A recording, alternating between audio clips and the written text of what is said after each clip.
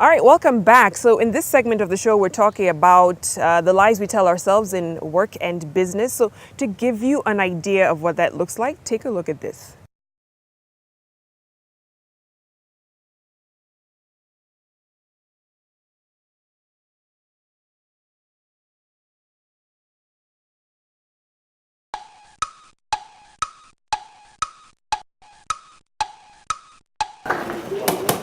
What's wrong with you?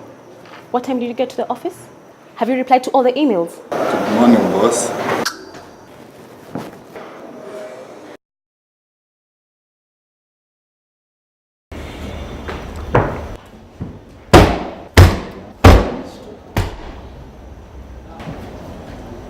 Get the work done. It'll get better. You can do this. She's probably just having a bad day. Okay, so a grave reality for a lot of people. I hope not for the ones sitting here. But, Renee, it's a lot of times you get into that hamster wheel of employment. And you so desire to be free and do your own thing and follow your passions and have impact. And then the reality of, I have bills to pay, people depend on me, sinks in, and you find yourself more and more stuck in this world of employment. So let's begin with one lie that I guess a lot of people can relate to it, especially if you're employed. And that's, success is measured by numbers. So oftentimes you think it's how much money you make, maybe how many years you've been in the industry or in your workplace, how many awards you've gotten as a result. And so your success is measured by that. And you get it, of course, because at work you are measured by performance, how much you bring in and results and everything like that. But what part of that is not true? Success is measured by whatever you decide the measure of success is. If you decide that it's a bit of paper, if it's a certificate, if it is more money, if it is the neighborhood where you live, the car that you drive, then that is what success is. About the 4 lies that people in employment tell themselves.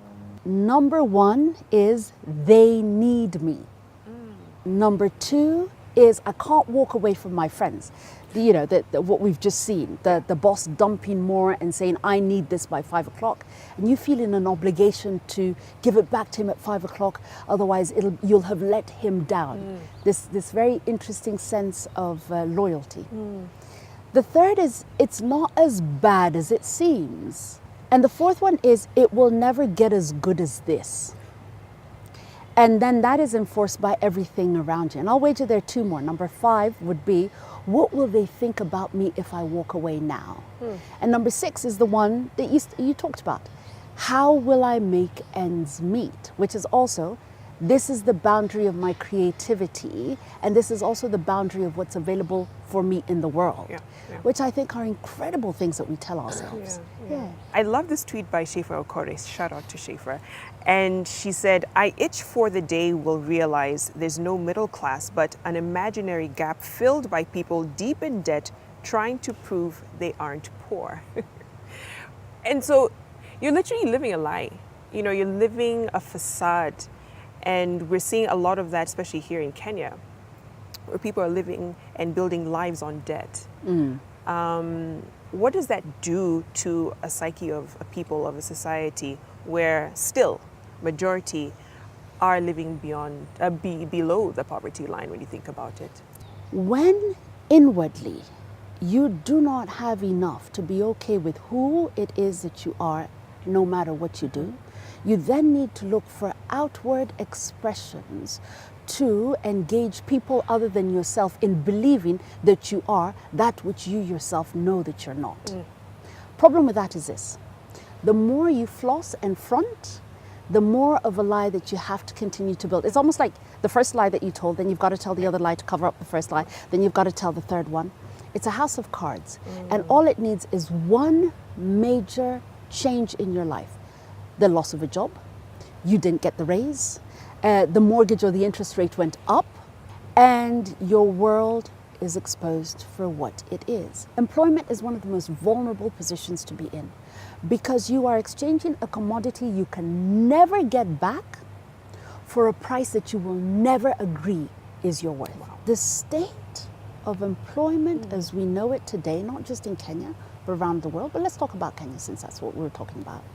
For the majority of people, is unsatisfying, is depressing, is unfulfilling, and does not provide an opportunity for growth or contribution, which is 2 of the major needs of the 6 needs that a human being has. If you don't have 2, you're already in a position that is very vulnerable. Wow, which I'm so sure those sitting here, because a lot of you entrepreneurs are saying, yes, I've literally released myself from the bondage of employment. But take us through some of the lies, at least in your personal lives, that you have witnessed even before when you were employed and now as an entrepreneur, and what that has done to you in your journey. The lie that I've come to realize is that there's not much difference between employment and entrepreneurship as we have come to perceive. That's just from my take from the experience. In that, in employment, you're exchanging your skill for pay for a particular period of time, and then over time it grows and you grow up the value. In entrepreneurship, I'm literally selling a proposition, or rather a value, to somebody else in exchange of a pay. And probably I may earn more, but it takes a period of time to grow that business. When you look at it, probably the person in employment is going to ask much more when you're starting out, but probably over a period of time, it may change, the balance may shift. So how I look at it is that it's a lie, especially if you're not built for entrepreneurship, because there's so much value that you need to gain over time. But at the same time, if you're in employment, does not make you any less, because you're selling if it's your profession, you can grow over time and actually become the best at it. Because not everybody is going to become an entrepreneur, because you're not going to have employees. Because all the businesses that you're going to run, you need employees to run it. And the person who can actually prove their skill and their value is way higher than the other is going to get much more, is going to be valued. Right. Because I cannot run a business without an employee. It's just amazing that the workplace experiences a lot of grief and unsatisfaction, like she said. Now, one of the lies that I will simply express is, I am fine. This hasn't been done. This hasn't been done. You ask, like, how is it? Is everything okay? I'm fine. I will get this done. But the issue is the workplace does not accommodate or give the room to process grief, to process these losses, to process all these things that come up. So it is easy, cause of dissonance, actually, to speak that simple lie, I am fine. Yet much is expected. There is a lot of healing that needs to be done. But we are stuck in this process where you are discontent. You are hoping for that day you will break through. But you're stuck here because you don't know of any other better way to come out. There's one big lie that I believe is told in entrepreneurship, seeing that I've also experienced it, and currently I'm in employment. And it's this whole notion of, I'm an entrepreneur, I'm a CEO, people are seeing me work, I need to look busy because that will look like I'm successful, it will look like I'm being productive. And so much you actually end up mark timing or working so hard when really you're not doing much, just simply because you want to look like an entrepreneur. I'm the boss, I own my own life, I don't need to report to anyone. And there's so much lie in there. In real sense, you're struggling. You have no experience, you don't have the right people to work with. You end up, you really wasted a lot of time doing a lot of nothing. Well, in that period, if you went into employment, you'd have learned a lot, which would have actually helped you in your entrepreneurial life. So that whole I'm an entrepreneur, it's a boss, sometimes it is a lie. Corporations today are not what they were before. They are not the one corporation you entered at age 27, then you built your way up to CEO or some manager and you got a wheelbarrow, a golden watch and a big check when you were 55 and you went to farm. That's not going to happen anymore. That's historical. And therefore the idea that you can be employed, as we have traditionally thought about it, is as obsolete as is the idea that some people are cut out for entrepreneurship and other ones for employment. Nobody ever came out of their mummy's tummy an entrepreneur. I have arrived, or a lawyer, or a doctor, or whatever it was. We have certain propensities and then we're guided in the right direction. Here's the thing about it.